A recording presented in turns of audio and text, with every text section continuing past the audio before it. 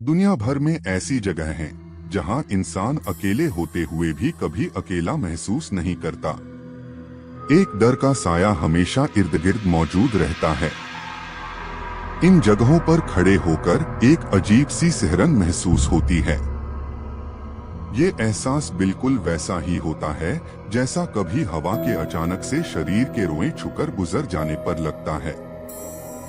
इसी तरह की आपके लिए एक नई कहानी लेकर आए हैं, तो चलिए शुरू करते हैं कहानी। एक डरावनी सच्ची घटना। रिया अपने मम्मी सुमन और पापा विनोद के साथ दिल्ली में रहती थी। वह हर साल अपने मम्मी पापा के साथ गर्मी की छुट्टियों में ननिहाल जाती थी। उसका ननिहाल अलीगढ़ जिले में है। एक बार की बात है, रिया के स्कूल की छुट्टियां पड़ चुकी थीं। रिया और सुमन ननिहाल जाने के लिए तैयार थे। विनोद को ऑफिस में काफी काम होने की वजह से शाम को छुट्टी मिल पाई। दिन ढल चुका था। सुमन ने कहा, अब रहने दो, अब जाने का समय नहीं है। सुबह होते ही हम अलीगढ़ के लिए निकल जाएंगे। इस पर विनोद ने कहा, हमारे पास खुद की कार है, दिन ढल गया है तो क्या हुआ, हमें कौन सा वाहन बदलना है। रिया भी जिद करने लगी, मम्मा अभी चलो ना, मुझे अभी नानी के घर जाना है। रिया और विनोद के बहुत जिद करने पर सुमन जाने के लिए तैयार तो हो गई थी, लेकिन अंदर ही अंदर ना जाने क्यों उसका मन घबरा रहा था। अब रात हो चुकी थी और इन लोगों की गाड़ी सड़क पर चले जा रही थी। रात की वजह से सड़क पर वाहनों का आना जाना कम हो गया था।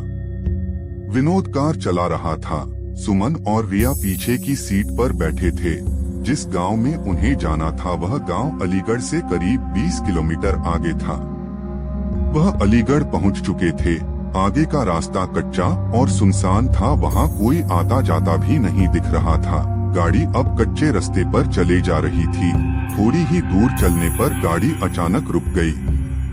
रिया ने पापा से कहा, पापा क्या हुआ, गाड़ी बंद कैसे हो गई। विनोद ने कहा, पता नहीं बेटा, उतरकर देखता हूँ। सुमन ने कहा, जल्दी देखिए और यहाँ से चलिए, कितना सुनसान रास्ता है, मुझे कुछ ठीक नहीं लग रहा। कार से उतरकर विनोद ने गाड़ी के बोनट को खोलकर देखा, लेकिन गाड़ी में कहीं कोई कमी नहीं दिखी। वह कार के अंदर आकर बैठ गया और कुछ सोचने लगा। तभी सुमन ने कहा, क्या हुआ, चलिए ना। विनोद अभी भी कुछ सोच रहा था।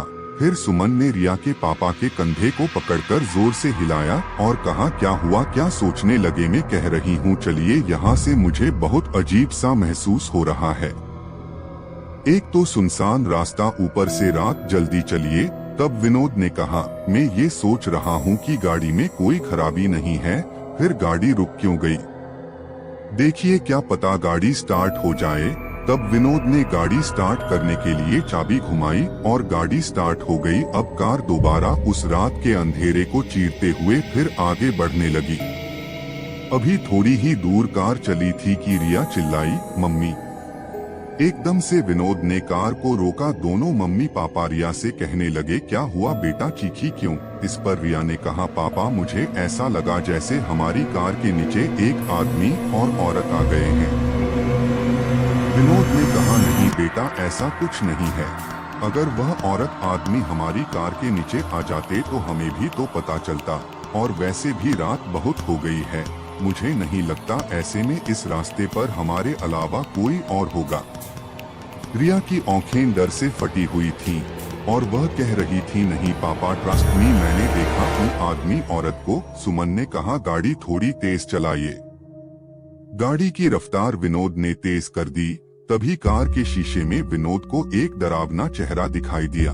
उस डरावने चेहरे को देखते ही विनोद का हाथ स्टीयरिंग से छूटा और गाड़ी का बैलेंस बिगड़ने की वजह से गाड़ी इधर उधर चलने लगी।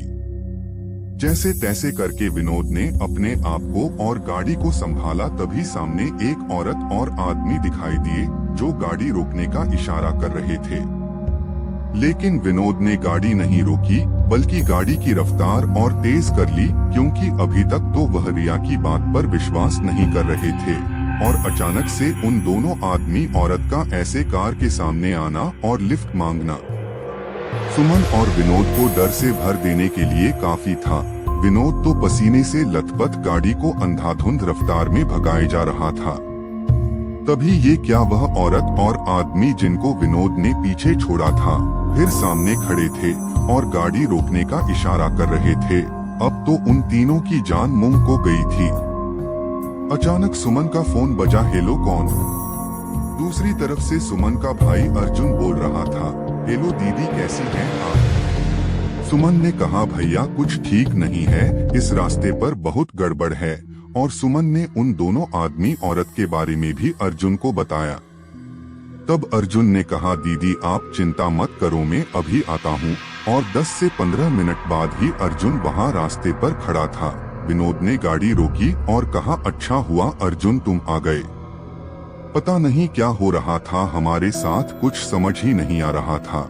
अर्जुन ने कहा कोई बात नहीं जीजाजी, मैं आ गया हूँ ना, अब आपको कोई प्रॉब्लम नहीं होगी। अर्जुन भी अब कार में बैठा और कार घर की तरफ चल दी। अब तो मानो जैसे सुमन, विनोद और रिया का डर अर्जुन के आ जाने से हवा हो गया था। अब सब लोग घर पहुंच चुके थे। अर्जुन ने कहा लाइए जीजाजी कार की चाबी मुझे दीजिए, मैं पार्क करके आता हूँ, आप अंदर जाइए। विनोद ने कहा ठीक है और चाबी अर्जुन को दे दी।